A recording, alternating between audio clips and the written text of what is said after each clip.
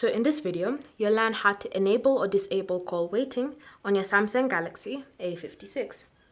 So start by opening the phone app, then tap on keypad and select the three dots in the top right corner and choose settings.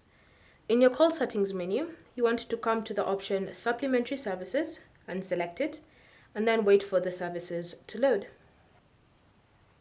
Once loaded, you should see the option call waiting with a toggle next to it. So if you ever want to enable call waiting, just tap on the toggle like that, wait for the changes to be loaded, and you'll see call waiting has been enabled successfully. If you've come to disable call waiting, then again, just tap on the toggle once, wait for the changes to load, and call waiting will be turned off. So it's completely up to you to decide if you want this feature turned off or turned on. Thank you for watching. If you have any questions or comments, leave them down below and we'll get back to you.